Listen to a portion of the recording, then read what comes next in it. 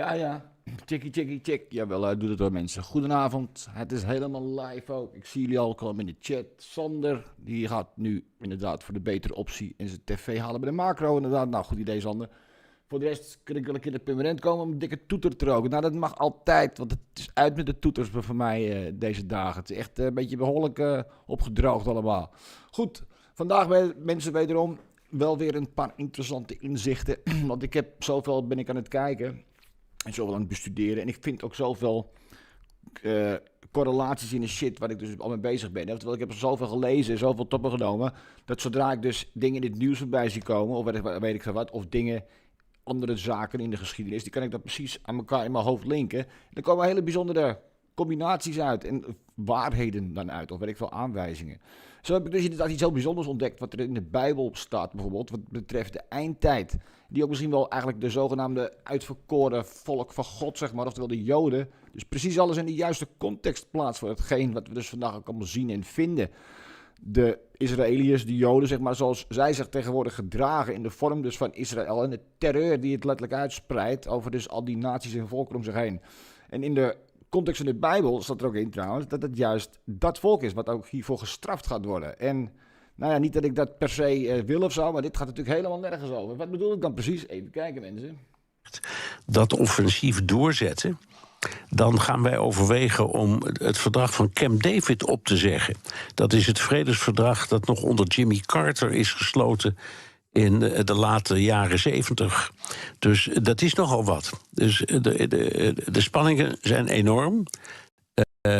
Maar, nogmaals, wat de Israëliërs betreft, die kijken even naar, nou ja, ik zeg, het smalste lichtpuntje in het nieuws. En voor hun is dat toch de bevrijding van die 2 gijzelaars. AM local time, military forces and a police SWAT team broke into a house in Rafah, engaged in a gunfight with Hamas militants while shielding the hostages before evacuating them to a secure location. In addition, those airstrikes that we played you a little bit of the video of in Gaza killed 164 people overnight, including dozens in Rafah. That is according to health authorities on the ground. So a deadly night. And Sagar, obviously incredibly significant, the rescue of these 2 hostages. This is something that Israel has almost completely failed in accomplishing through military operations. I believe they were previously able to rescue 1 hostage. That means they have now killed as many hostages as they have been able to rescue of their own hostages. Well, in their estimates, around 50 hostages who've been killed during the Israeli bombardment of Gaza.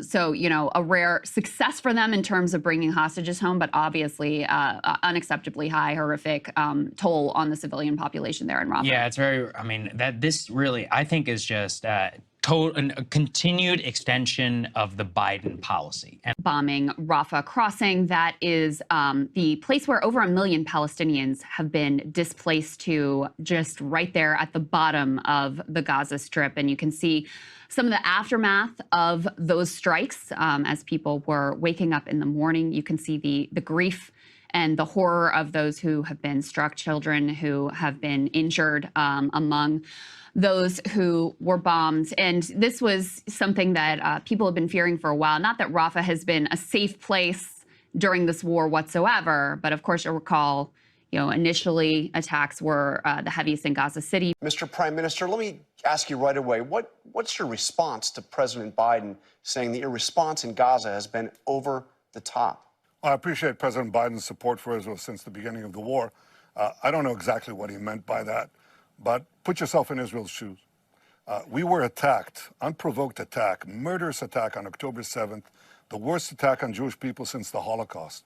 And let me tell you, I think we've responded in a way that goes after the terrorists and tries to minimize the civilian population in which the terrorists embed themselves and use them as human shields. We dropped thousands of flyers. We phoned Palestinians in their homes. We asked them to leave. We give them safe corridors and safe zones. So I think we're doing the right thing. And now, let me tell you one other thing. We're going to win this thing.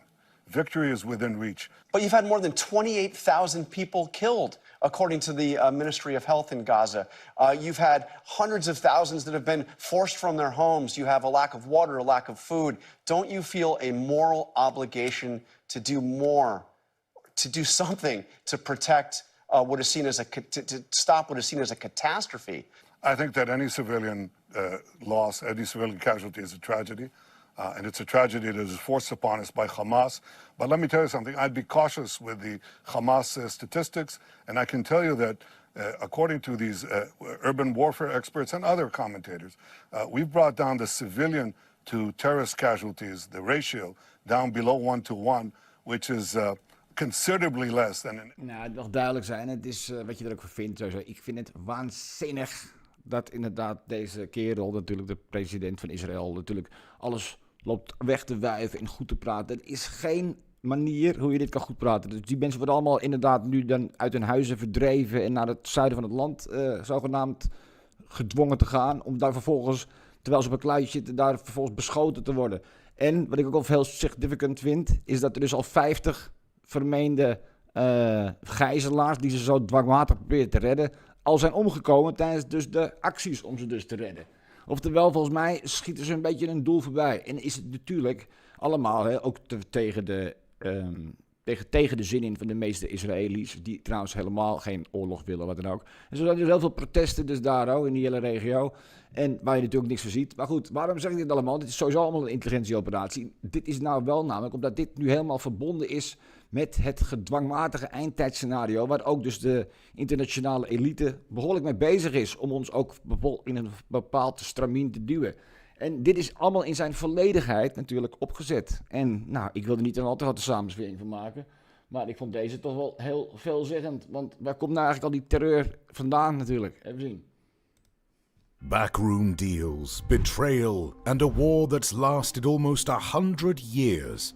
This is what happened when the richest family in the world decided to create their own country. In 1917, the Rothschilds, the trillion-dollar family that invented modern-day banking, used their money, power, and influence to strike a secret deal with the British government. That deal eventually led to the creation of the country of Israel.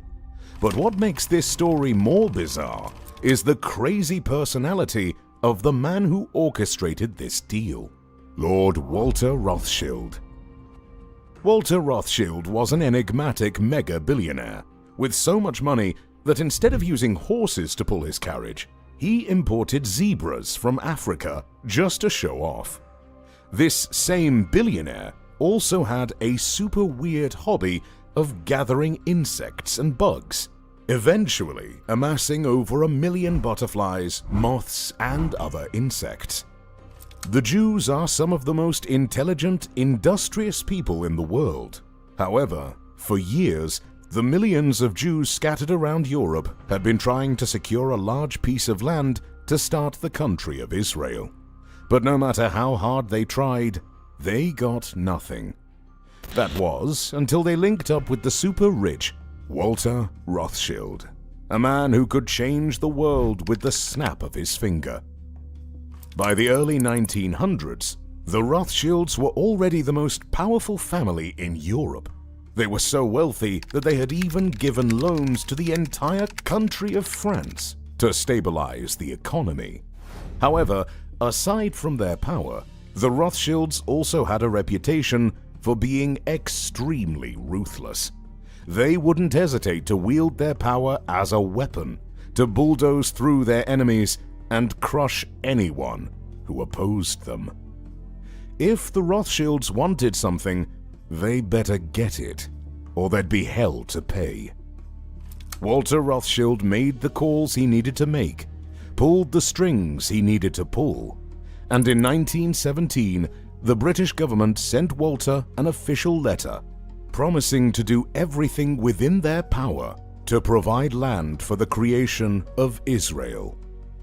That letter redesigned the map of the world, and if you need proof, we have a copy of that letter. November the 2nd, 1917. Lord Rothschild, I have much pleasure in conveying to you, on behalf of His Majesty's government, the following declaration of sympathy with Jewish Zionist aspirations, which has been submitted to and approved by the Cabinet. So it's possibly the most famous letter in modern Jewish history, and it begins with 3 words: Dear Lord Rothschild. That letter, nicknamed the Balfour Declaration, is proof that it was the Rothschild family that created Israel. But there's even more evidence. In this interview, the head of the Rothschild family proudly explains how his ancestors created Israel. The interviewer begins by asking the question that was on everyone's mind. Why was it that this letter was sent by the Foreign Secretary to your great-uncle Walter? The reason is obvious, because it was the Rothschilds' money, power, and influence that made the British government fall in line. Years later, Britain kept their promise to the Rothschilds and provided a large piece of land to start Israel. And in May 1948, the State of Israel was officially created. Although this was good news, the Rothschilds were just getting started. What the Rothschilds did next was even more impressive. They invested millions of dollars into Israel, building schools, roads, and everything needed to turn that piece of land into a beautiful country. James Rothschild single-handedly paid for Israel's Congress building, while Dorothy D. Rothschild paid for Israel's Supreme Court building. However, the more money the Rothschilds spent, the more problems they created. Why? Because the land the British gave to Israel actually belonged to another group of people, called the Palestinians. And that land dispute sparked the series of conflicts between Israelis and Palestinians that's gone on for decades. Ja, oftewel, daarmee wordt het geheel dus wel dus degelijk een heel geconcentreerde interventieoperatie wederom. Waarin dus de oorlogen die wij dan zogenaamd als het publiek zien, natuurlijk gewoon aan beide kanten worden gefinancierd door dit soort families en dit soort bankachtige figuren die dus helemaal bovenin dus het hele riedeltje staan en die ons dit allemaal gewoon aandoen, beste mensen. Bijvoorbeeld, dan staat er bijvoorbeeld in de Lucas, volgens mij heb ik hier, Lucas 21 heb ik helemaal gevonden. Dat zal ik je zo laten zien hoe ik het heb gevonden. Want wanneer u Jeruzalem door legers omsingeld ziet, weet dan dat haar verwoesting nabij is. Laat dan zij die in Judea zijn naar de bergen vluchten en laat hen die in het midden ervan zijn vertrekken en laat hen die op het platteland zijn niet naar binnen gaan. Want dit zijn de dagen van vergelding, opdat alles dus wat geschreven staat vervuld kan worden. Maar wee dus degenen die zwanger zijn en degenen die zogen in die dagen. Want er zal grote nood zijn in het land en toorn over dit volk. En zij zullen vallen door het zwaard en weggevoerd worden als de gevangenen van alle volkeren.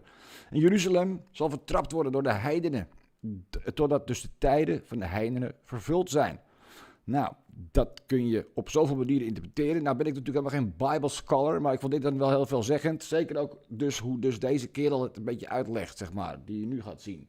Ik moet even door de filmpjes heen, jongens, maar dan zijn we er doorheen. Let op. Even zien, nog één keer even opletten, mensen, over de end times. I believe that Satan, right before the end of the 2000 years, is going to rise up and is going to try to seduce the world, not with an evil look on his face, breathing fire and brimstone.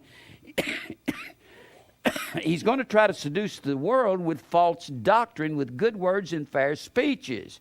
The word dragon in the book of Revelation is the word drakon, and that word drakon means to fascinate or make someone feel good. That's the message that's going on in the churches today. Where Gog and Magog rises up to attack the church at the midway point of the last 7 years, we're going to be here. We're spiritual Israel. We're going to be changed at the last trump, and the little season of Satan will come at the end of the 2,000 years. Now, some people will say, yes, but if Jesus to the end is 2,000, then at the year 2000 he should have come. No, not so. In Acts 2, in Acts the second chapter, when God pours out of his Spirit on all flesh, Peter said, this is that which was spoken of by the prophet Joel, that this would happen in the last days. Well, therefore, the last days The last days were here at Pentecost, weren't they? The last days were here then. So when you get into Pentecostalism, they come up and say, well, in 1904, in Galena, Kansas, Joplin, Missouri area, they started the tongues movement, and then later on it moved out to Azusa Street in California. Therefore, this is the last days, 1904 to up to the end of time. That's not the last days. When Peter said this is that, what's happening in Acts 2, this will happen in the last days. Well, if this is going to happen in the last days, then the last days are here because this is happening. Right? The last days is at least from Acts 2 to the end. What was the time period of Acts 2? Somewhere around 35 AD. And besides this, we don't know when the last days began to the end. We don't know that. I don't know it was at the birth of Jesus or if it was before that. None of the calendars are correct. We cannot depend. We use them to keep time with.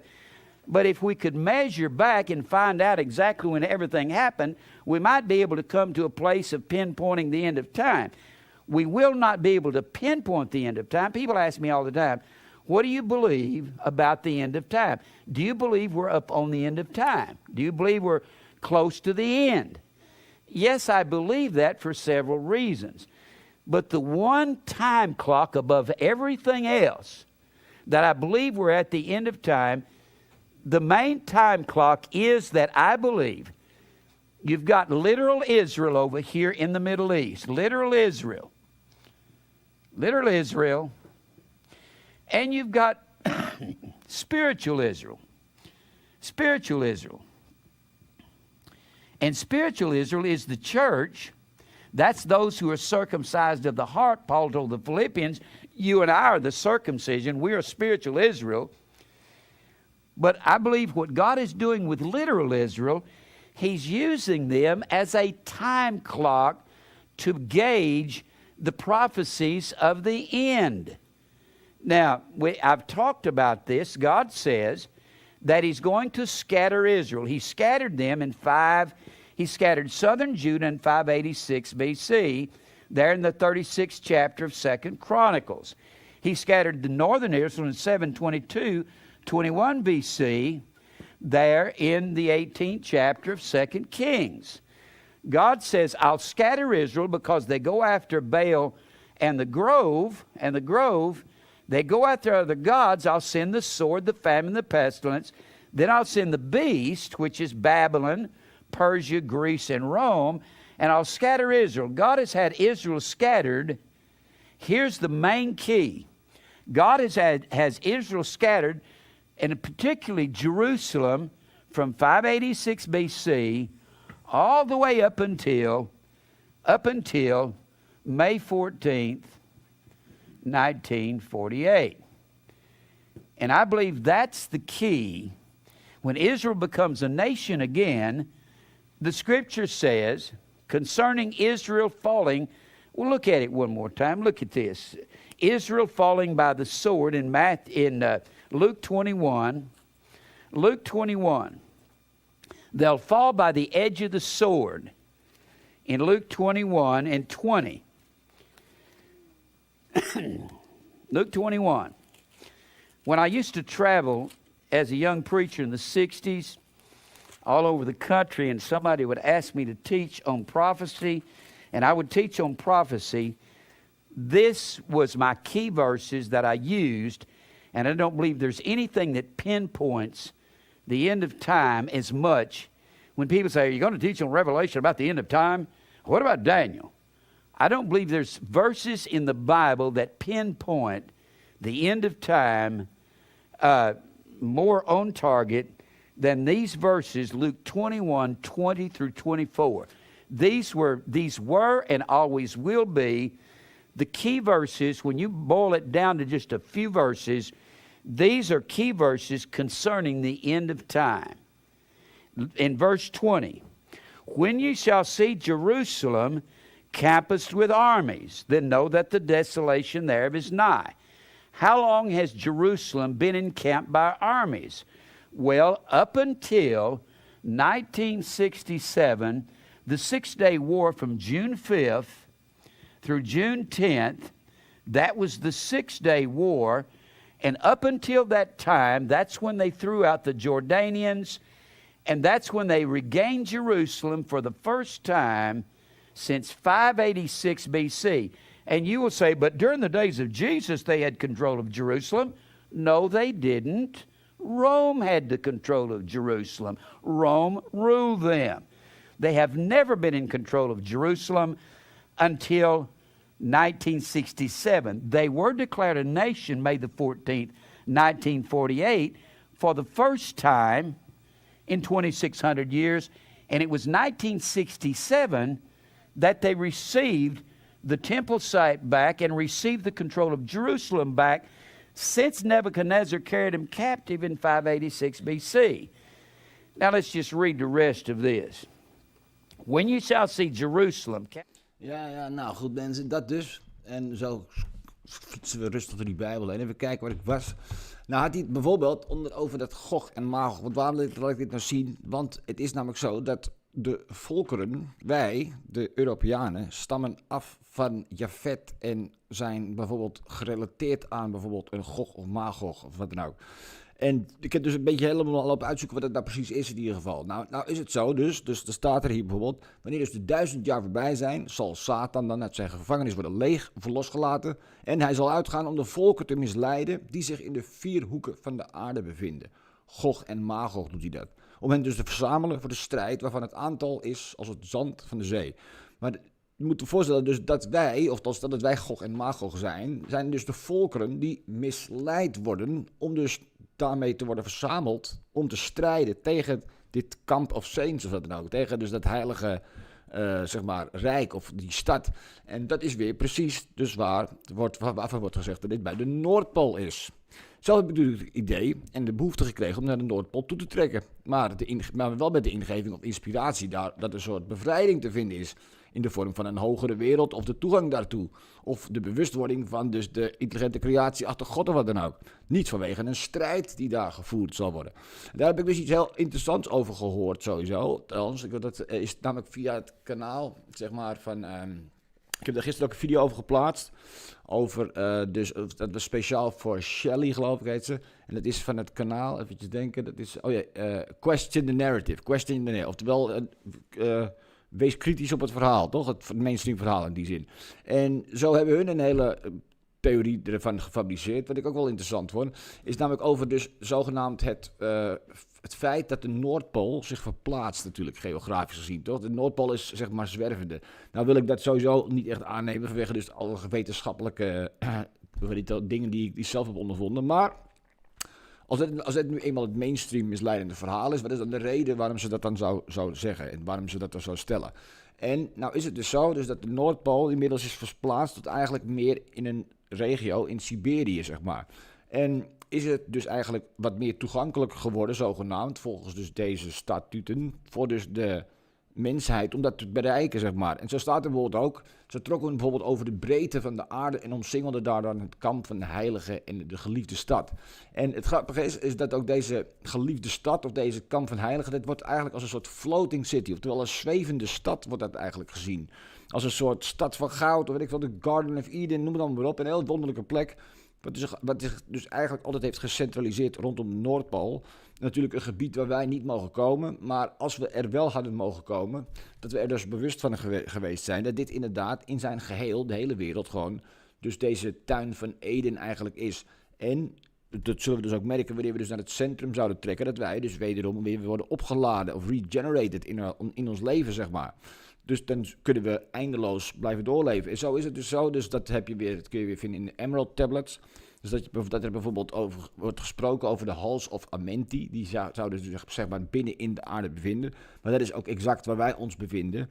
Zo wordt er dus ook bijvoorbeeld geschreven over dus het koninkrijk van God, zeg maar. Wat zich ook dan in de tuin van Eden midden in de aarde zou bevinden. En die dus eigenlijk, waar wij dan weer de kinderen van zijn, zeg maar. Nou goed, in ieder geval, even kijken, wat heb ik nog meer? Ik heb nog zoveel opgeschreven. Sowieso heb ik dus een aantal ontdekkingen, zeg maar, die ik er zelf een beetje heb gedaan de afgelopen tijd, een beetje op een rij gezet. En dus de daarbij behorende realisaties, zeg maar.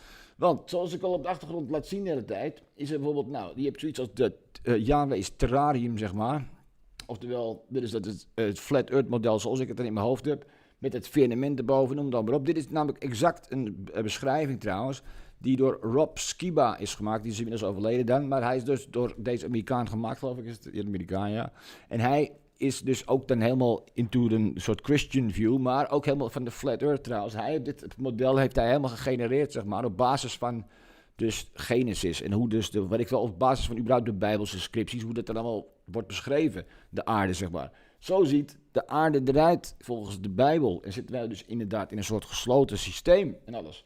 Oké, en dit is namelijk ook weer te teruglezen in bijvoorbeeld überhaupt ontzettend veel heilige of religieuze geschriften. Sowieso, nou, ik heb, voor die foto heb ik hier niet, volgens mij, even zien hoor.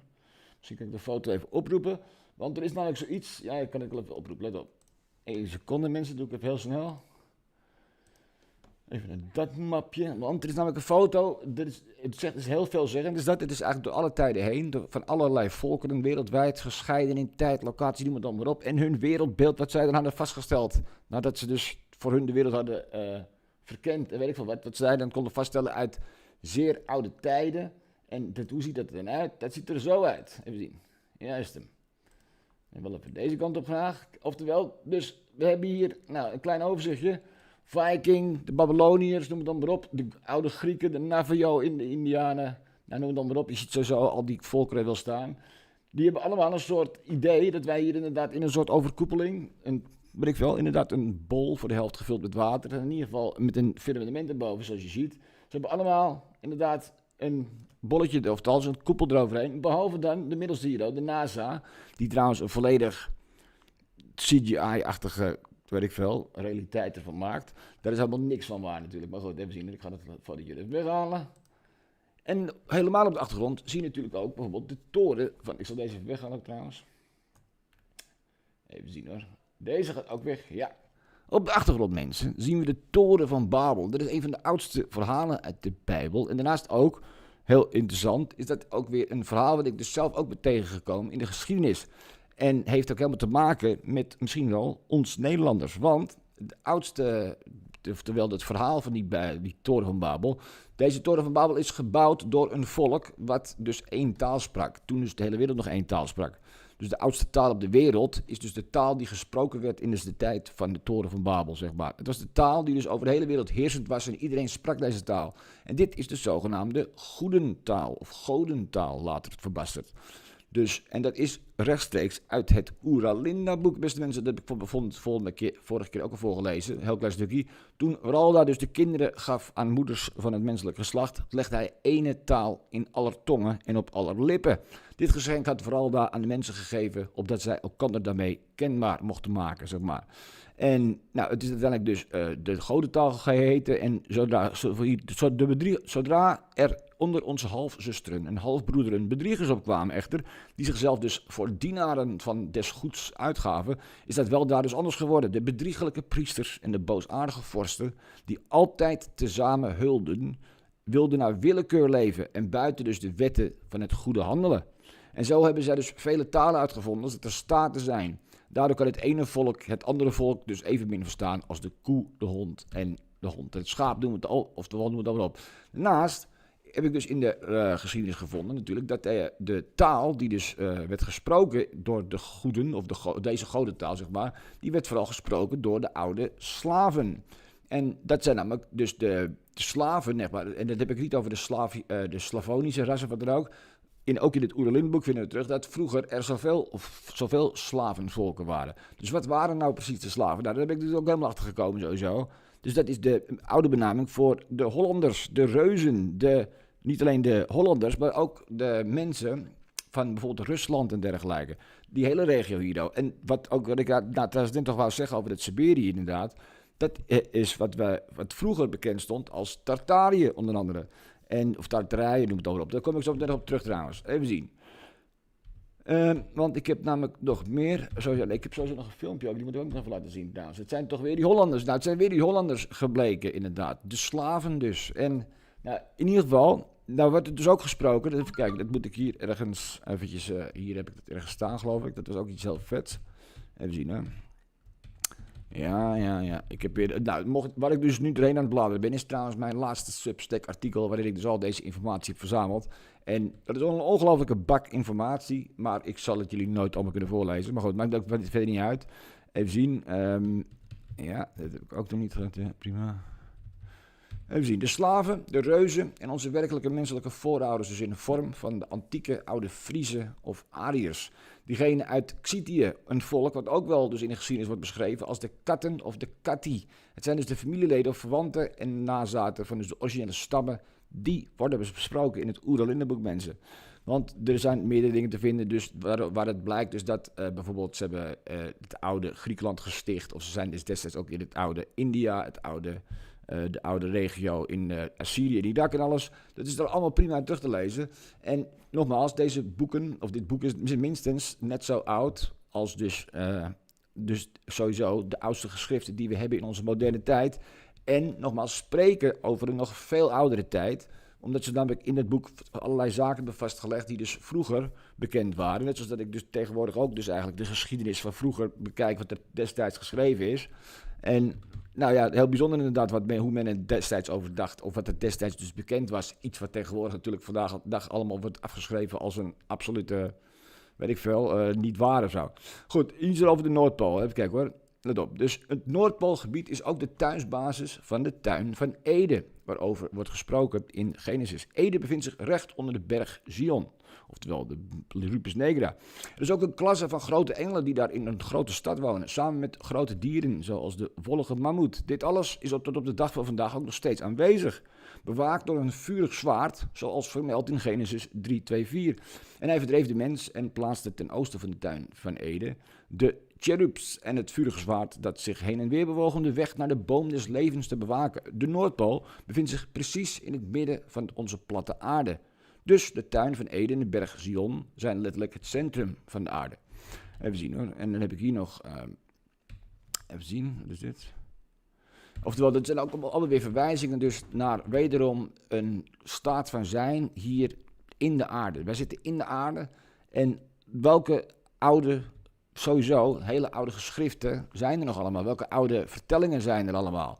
Nou, dus wordt bijvoorbeeld in Genesis en alles, en dat zijn dus de oudste gedeeltes van de Bijbel, wordt dus onder andere gesproken over onder andere die zonvloed natuurlijk. En de zonvloed is dus ook iets wat terugkomt in het Oeralinda-boek. Dus dat is bijzonder en belangrijk om ten eerste te beschouwen, omdat namelijk elke cultuur in de wereld deze zonvloedmythe wel op de een of andere manier in zijn geschiedenis heeft staan, zeg maar. En in elke mythe komt ook weer terug dat er dus soort van gevallen engelen waren, of weet ik veel, oude reuzen, die dus eigenlijk hiervoor dan, zeg maar, op de aarde de baas waren, en weet ik veel wat. Misschien wel, nou ja, even kijken wat men daar ook weer over zei. The Benai Elohim saw the daughters of the human, that they were good looking. So they took wives for themselves from any whom they chose. Then Yahweh said, My spirit shall not abide in the human for the eon, in that he too is flesh. So his days will continue 120 years. As for the distinguished, the Nephilim were on earth in those days, and also afterward, when the Benai Elohim were coming to the daughters of the human, and they bore them offspring. They were the masterful ones, who were from the eon, mortals of renown. Yahweh is not the only God. Yahweh is one of the Elohim. Yahweh is one of the Anunnaki. Yahweh is one of the Elohim who revealed himself to a specific people, to a small part of the Hebrews. I, Yahweh, am your Elohim, who brought you forth from the land of Egypt, from the house of servants. There shall not come to be other Elohim for you in preference to me. You shall not make for yourself a carving, nor any physical representation of that in the heavens above, or that on the earth beneath, or that in the waters beneath the earth. You shall not bow yourself down to them, nor be made to serve them. For I, Yahweh your Elohim, am a jealous El, visiting the depravity of the fathers on the sons, on the third and on the fourth generation, to those hating me, yet showing benignity to thousands, to those loving me and observing my instructions. The emergence of Yahweh as the sole and omnipotent deity marks a significant evolution in religious thought, a departure from the ancient traditions where a pantheon of gods reigned supreme. This transition was not instantaneous, but evolved over centuries, deeply entwined with the cultural and theological shifts of the people who worshipped him. Long before Yahweh's name echoed through the corridors of time, the Anunnaki held sway over the hearts and minds of the Sumerians, Akkadians, and Assyrians. These ancient civilizations, flourishing in the fertile crescent of Mesopotamia, bore witness to the grandeur of these deities. In contrast, archaeological findings reveal that Yahweh's name emerged much later in history, absent in the earliest human settlements and civilizations. Yahweh's theological journey is marked by a gradual ascent from a regional deity to a universal creator. Initially, the Hebrews, who worshipped Yahweh, practiced henotheism, a devotion to one God while acknowledging the existence of others. This belief system later evolved into monotheism, recognizing Yahweh as the sole divine entity. As we are going to observe this shift in history, it appears to have no justification outside of a matter of faith, and even manipulation, following human interest and the manifestation of power. The concept of the fallen angels can be understood when we observe the Torah, the Book of Enoch, and the Book of Giants. If you enjoy this type of content, do not forget to subscribe to this channel because we are going to study all of this in depth in future videos. In the Book of Enoch, entities known as the Watchers, often referred to as fallen angels, were captivated by human women. This unnatural attraction led to the birth of their progeny, the Nephilim. Characterized as ferocious giants, the Nephilim wreaked havoc on the earth, preying on animals, vegetation, livestock, and even humans. Their voracious appetites extended beyond mere consumption. One account suggests they engaged in sexual abuse of the creatures they encountered. These disturbing incidents were documented by Enoch in his writings. According to the ancient scriptures, the Benai Elohim, or the sons of the Elohim, the sons of the gods, descended from the heavens. Feeling attracted to the sons of Adam, they knew them and bore children. Their offspring became known as the Nephilim. Considering that this act had corrupted, the Bible states that the Lord sent the flood to wash out the corruption from the face of the earth. God elected one righteous man known as Noah, instructing him to construct a boat to save himself and his family. When we turn our gaze to the original Hebrew Bible in a literal translation, we can observe that the name of God is not there. What appears is the name of Yahweh. Yahweh saw that the evil of humanity was name of Yahweh. Yahweh saw that the evil of humanity was multiplying on earth, and every form of the devisings of its heart was surely evil all the day. Yahweh regretted that he had made humanity on earth, and he grieved in his heart. So Yahweh said, "I shall wipe out humanity that I have created off the surface of the ground, from human unto beast, unto the creeper, and unto the flyer of the heavens.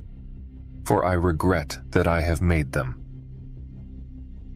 If we examine Mesopotamian tablets, such as the Epic of Atrahasis and the Epic of Gilgamesh, we come to understand that the name of Yahweh was never present.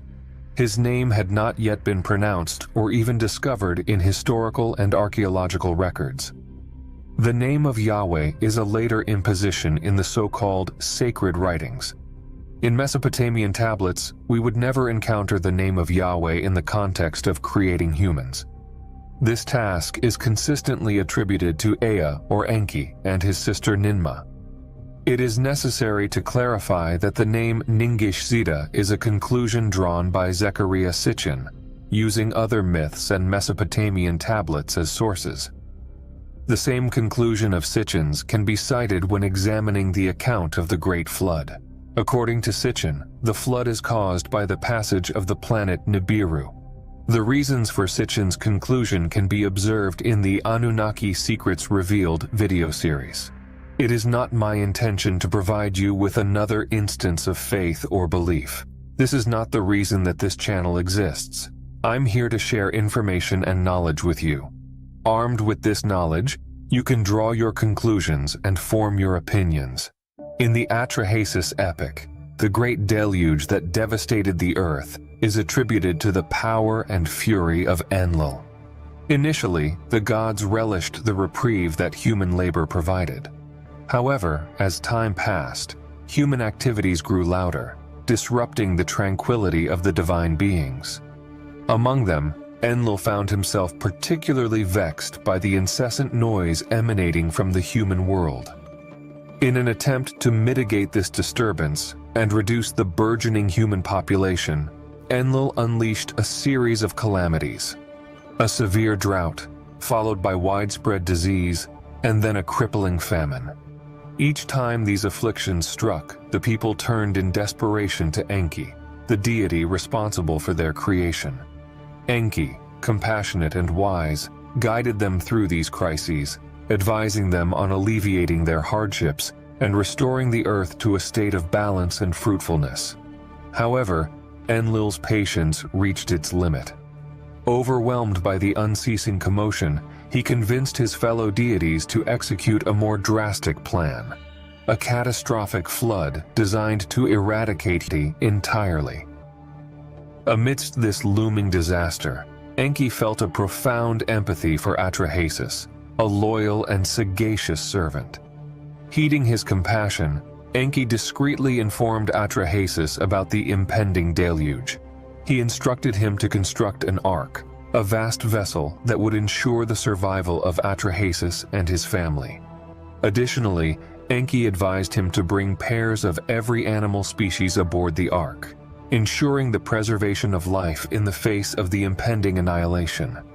Sitchin interpreted this story using different sources such as the Torah, the Book of Enoch, the Book of Giants, and the Mesopotamian tablets. According to Zechariah Sitchin in the Lost Book of Enki, the Fallen Angels episode can be observed when the Igigi arrived on Earth for the marriage between Marduk and Sarpanit. On this occasion, Shamgaz, one of the leaders, announced that the suffering and loneliness of the Igigi would have an end. They were working on Mars on Lam. Ja, en dan wordt het weer een soort spaceship verhaal. Maar dat is natuurlijk precies het verhaal wat Zechariah Sitchin er dan weer van heeft gemaakt in zijn interpretaties. Als ik namelijk zelf deze tabletten lees van Enki en Enlil en dergelijke, wordt er helemaal niet echt gesproken over. Het is trouwens heel moeilijk om dus een vertaling te vinden die niet door Zechariah Sitchin is gemaakt, althans op YouTube, maar op internet verder wel. Er zijn dan ook nog meer scholars in dit gebied en die het zeker niet eens zijn met die Zechariah Sitchin. Zechariah Sitchin is ook weer beschuldigd van dus te zijn gefundeerd, oftewel te zijn gesponsord door wederom rijke families zoals misschien wel de Rothschilds en dergelijke, om daar nog op terug te komen. En is dus ook het hele concept van aliens weer. Dit is dus een reden waarom ze dit doen. Het is een soort intelligentieoperatie die eigenlijk door alle tijden wel een beetje speelt. En zal uiteindelijk dus volgens dat ene kanaal ook, wat ik dus het laatste kijk, dus dat is dat... ik ben even de naam kwijt, maar goed, dan is dat dus precies de insteek waarmee zij dus eigenlijk dus de volkeren van Gog en Magog, weet ik veel, de mensen die dus gelinkt worden, of weet ik wel, die, wat wij misschien dan zijn, aangezien ze het hebben over aantallen zoals het zand van de aarde. Het zou betekenen dus enorm grote volkeren of mensenmassa's die dus dit Gog en Magog dan belichamen, die dus worden misleid, nogmaals, om een soort eindstrijd te gaan sturen of te gaan voeren. En dat kanaal legde dat op zich wel heel cool uit, waarin ze dus eigenlijk zeggen dus dat dit waarschijnlijk dus de Project Bluebeam is, of weet je wel, of dat project überhaupt gewoon het introduceren van die fake alien invasion in ieder geval. Dus dat ze dat daarvoor gaan gebruiken. En dat, er dus, dat ze het zo gaan brengen dat er ofwel dus een soort aanval is van aliens die dus vanuit de regio, de Noordpool of Siberië of zo zou ontstaan, waar wij dan allemaal voor verzameld zouden moeten worden. En dat is dus de misleiding. We moeten dus dat gaan herkennen en dus gaan afwijzen natuurlijk. Nou kan ik me sowieso niet voorstellen dat onze elites ons, de wakkere mensen, überhaupt zover krijgen om dus te gaan bewegen naar hun mainstream kut verhaal natuurlijk. Maar goed, ook dus in de geschiedenis trouwens nog zoveel meer dus hierover te vinden. Zo heb je bijvoorbeeld nogmaals over het oude Tartarië, waar dus ook dus de Russische president Poetin natuurlijk totaal niet over spreekt. Een hele verborgen geschiedenis die bewust ook wederom uit de geschiedenis is verwijderd en waar niemand het over heeft, maar waar je ontzettend veel over terug kan lezen, over wat dat Tartarië dan precies was en wie daar dan zou leven. Zo wordt er bijvoorbeeld gesproken dat daar de meest edele, of het meest edele geslacht woonde van de alle mensen, zeg maar. En dat dit trouwens ook allemaal reuzen waren, inderdaad. Net zoals dat bijvoorbeeld ook de architectuur wereldwijd natuurlijk dus aan een soort reuzenvolk gelinkt kan worden. En zo lees ik ook bijvoorbeeld in de geschiedenis over bijvoorbeeld vele oorlogen met deze Tartaren. Met hier de koning van Frankrijk inderdaad. En waarin hij dus ook weer tegen reuzen aan het vechten is voor weken lang. Even zien. Ik heb hier nog een paar. Op een gegeven moment heb ik zelfs oud-Hollandse quotes uit 1300 of zo. Op een gegeven moment kwamen de dingen uit. Wat ik dan doe bijvoorbeeld, ik ga naar die site DBNL. En daar kun je dus uiteindelijk dus in de meest oude geschiedenis of Hollandse geschiedenisboeken kun je daar bladeren. En zeker als je dus de oud-Hollandse termen op die termen gaat zoeken, dan komt er in één keer een hele bak met geschiedenis uit van diverse geschiedenisboekjes komt er naar voren. En er staan altijd heel interessante quotes in, zeg maar, van als je bijvoorbeeld Tartarije, want dat is nou hoe je het manier schrijft in het oud-Nederlands. En dan komt er bijvoorbeeld uit, even zien hoor, even kijken, weet je, op mijn beste oud-Nederlands. Nou, dit is bijvoorbeeld, even kijken, even zien. Blablabla. Ja, hier, moet je kijken, hier, heel Venetië. Geen wonder, zo de verloren zoon nu met jubel wordt begroet. Heel Venetië weer klinkt, weldra van zijn naam, is vol van hem, die wonderverhalen weet te vertellen over de avontuurlijke tochten in geheimzinnige landen. Ook over de door miljoenen mensen bewoonde steden in het rijk van de Kaan in Tartarije, in Perzië, in China, Japan en Indië ook. En over de duizenden en miljoenen van schatten en edelgesteenten die aan zijn ogen voorbij gingen. Het goochelen met de duizelingwekkende, suggestieve getallen bezorgt hem bij het volk bij de naam der Messer of wat dan ook. Oké, ja, sorry, we zien. Dan heb ik hier nog een paar, hier zijn die oud-Hollandse quotes, ik wil zeggen, waar staan ze nou? Ik had net een paar onuitspreekbare zinnen gezien, dus die dacht ik, die ga ik wel eventjes aan wagen, zeg maar. Even zien, hoor. Oké, let op. Na Perzië en de namelijk de Ormus heeft ons gedragen der onblusselijken ijver van P. Gaspar Bazarus, een Nederlander. Hij hadde dan koning van dit eiland dus nu zo verder gebracht dat hij nevens 2000 andere Sarazijnen tegelijk doopsel verzocht. Dat zijn moeder heeft dit met haar ontijdig kermen omgestoten. En also aan de jongen prins den ingang van een onsterfelijk leven gesloten, aan wiens zijn de deuren tot het sterfelijk hadden gehoopt.